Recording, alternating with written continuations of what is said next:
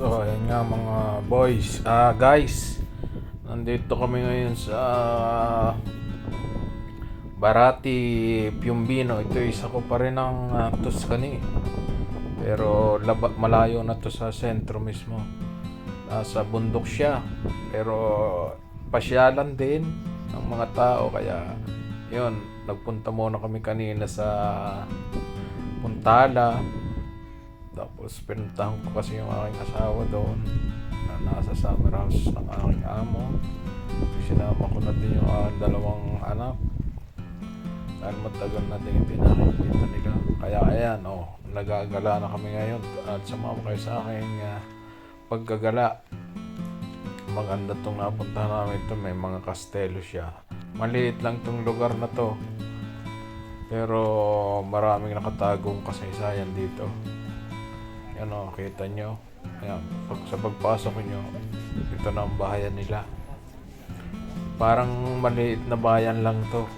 May mga kainan din, may sinihan din dyan. Halos magkakakilala din ang tao dito. Parang isang baryo kung sa atin dyan sa Pinas. Kaya maganda din dito.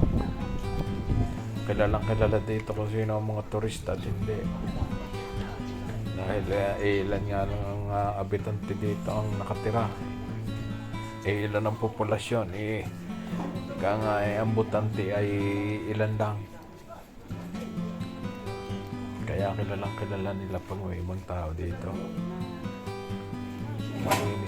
Malinis dito.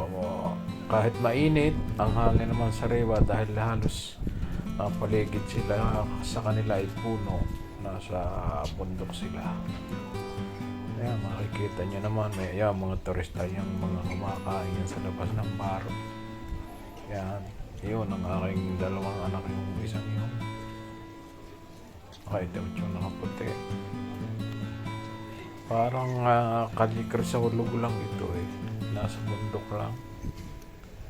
Yan ayan mga turista yung mga yan. Konti lang ang tindahan dito.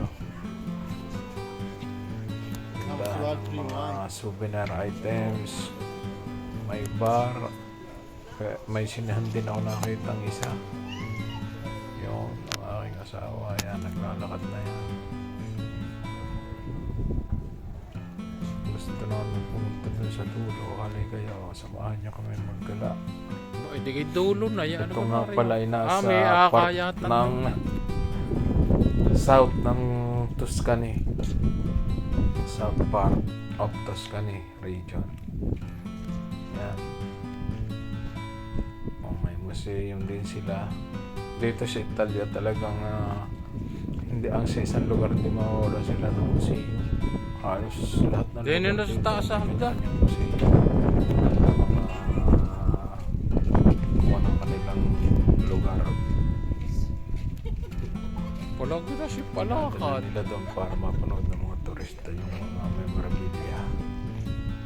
Yan ayan, walang mga tao. Dahil summer, umaalis sila pag summer sa kanilang bahay. Pumunta sila sa summer house nila sa dagat.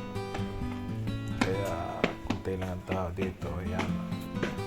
Nauna na itong aking dala ang mag-inang ito. At yun, ang isa kong anak po yun. Nakapapalibutan sila ng pader. Itong kanilang lugar na mapalibutan ng pader. Tapos yun, may tower doon. Ito ay Barati, Piombino. Sa Barati, Piombino. Makikita nyo. Ang lawak. May simbahan din sila. Dahil ang kanilang lugar na yun.